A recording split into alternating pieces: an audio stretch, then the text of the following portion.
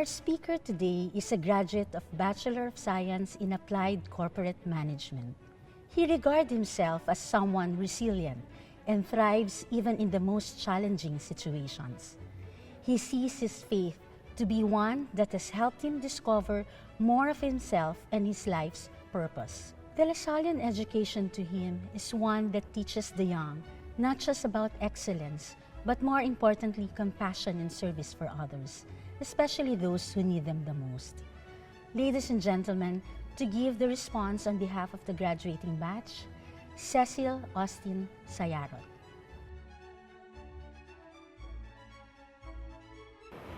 Thank you, Dean El Cavillarin, for your gracious introduction.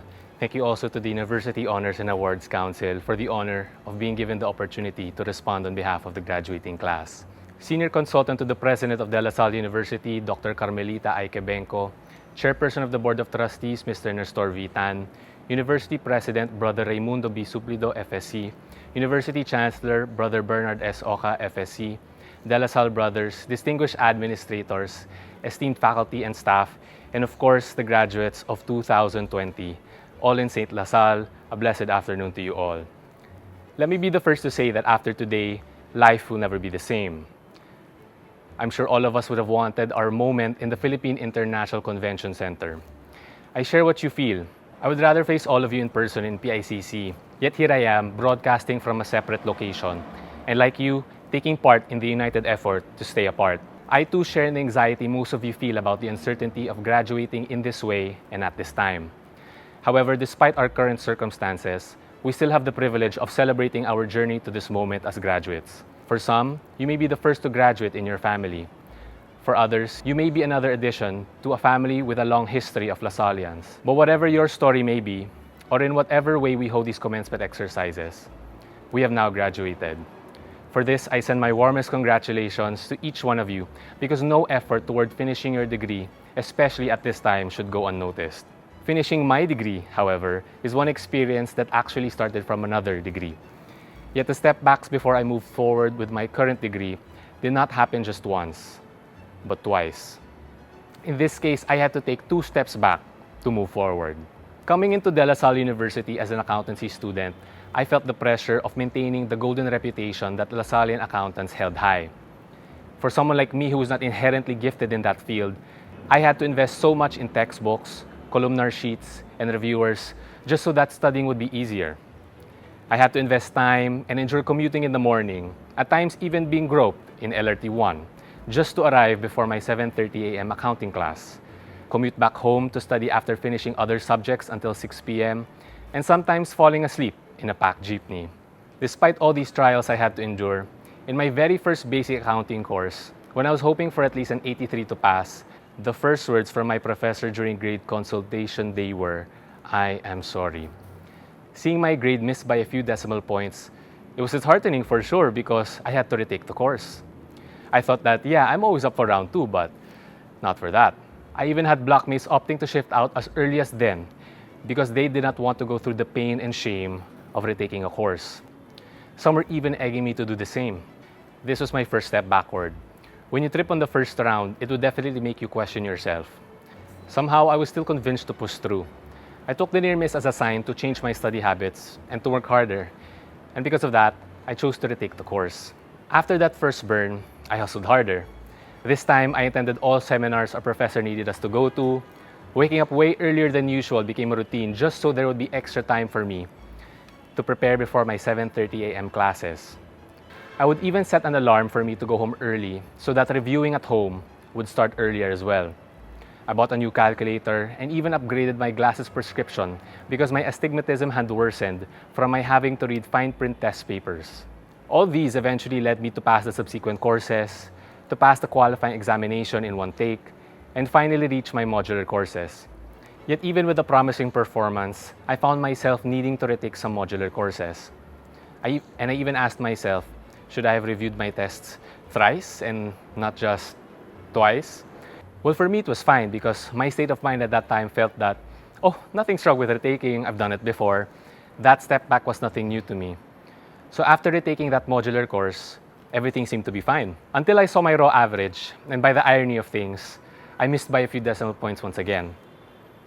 And because retaking the subject is permitted only once, this time, my time in the program was over. That was far as one could go. I didn't know what to do because I had already spent 2 solid years in the program, and I couldn't blame the rules. That was when it dawned on me that this was my second step backward. It was hard for me to come to terms with the reality that the path I had chosen for myself did not come into fruition. College felt like an environment wherein mere survival was encouraged. I also fell into the trap of doing what others before me had done, applying to every degree program with no qualifying process just to survive and get through college. But I knew a mindset for surviving is one of short term, but a mindset for living is one of long term. Surviving is merely overcoming a possible end, but living emphasizes life. And when you choose life, you choose to grow. I chose to grow that day. Long-term growth was more important, and I didn't want to simply survive college. I wanted to live it. This is why I chose to apply to the Applied Corporate Management program. It was intriguing because back then, whenever there were students from class from that program, they were always participative in class and professional in demeanor. Giving the application process a try was important because part of me hoped to become like them. For me, it was empowering to be unapologetic about trying to become whole again. My friends asked if this was what will make me happy because not only was I shifting alone, I was also risking getting delayed again.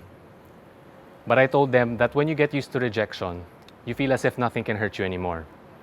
My step backs up to that point had taken away some of my fears, and I wouldn't have had the courage to do something that crucial without the experience of having missed retention grades and of being shifted out.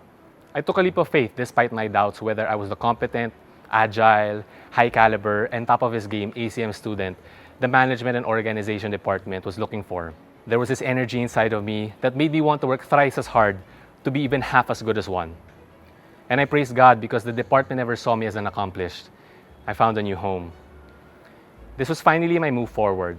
I'm thankful for my dynamic blockmates and professors. I thank God for having gone through 3 internships in companies I never thought would hire me. And I even got to apply what I learned from my previous program. Our thesis group won the Outstanding Thesis Award, and now I have the honor of responding on behalf of the graduates, especially on the centennial of my college, the Ramon V. Del Rosario College of Business. In retrospect, my Lasallian journey was definitely not a straight line, in the same way that life is not. I won't even compare my journey to a line after all the uncertainty I had to endure. Rather, my Lasallian journey looked more like a scatter plot because I had to connect the dots myself. All our step backs in the past will make sense because even if each step backward will bring us farther from where we want to be, the distance will give more clarity to the bigger picture of what we can do and achieve. More importantly, each step backward will give us a different vantage point from which we can redirect our next course of action in our lives. We are now at a different vantage point, and as our Lasallian journey comes to a close, we may be facing the greatest step backward our entire Lasallian experience has been preparing us for: graduating in a pandemic. In 2013, an international business newspaper interviewed the graduates of the class of 2008, the graduating class at the onset of the 2008 Great Recession. These graduates had to enter a job market at its lowest and global unemployment rates at its highest. For one of the graduates interviewed, her first job was a veterinary assistant, a job not aligned with her advertising degree. Yet she stayed because during that period, she knew that her priorities had to change temporarily, from excelling in an advertising career to putting food on the table. After a few years, she left her vet assistant job and eventually began a corporate career in advertising. All of the graduates interviewed were making less money than they had expected to make. They too acknowledged that they wouldn't have survived without the recessions redirecting them to new or alternative ways to make a living. Despite that difficult step back in their careers, they moved forward from the recession. Since then, some of the biggest companies today were either founded or recovered after that great recession: Uber, Instagram, and Netflix. Graduating in this moment in history may prove to be a challenge to start our respective careers. I'm sure none of us expected to graduate amidst a pandemic, of a slowing economy, of headline social injustices, and of heightened political tension. However, we fellow graduates are somewhat lucky. We still hold the power to become catalysts of social, commercial, and economic transformation. We may learn something from the graduates of 2008, but we cannot fully apply what they did in their time to our current situation. Remember, they graduated from what started as a financial crisis. Ours is a health crisis. And not only does that create a struggling job market, but the physical and social interactions that are essential in commerce have now been limited. Our lives after today will be a new experience for anyone.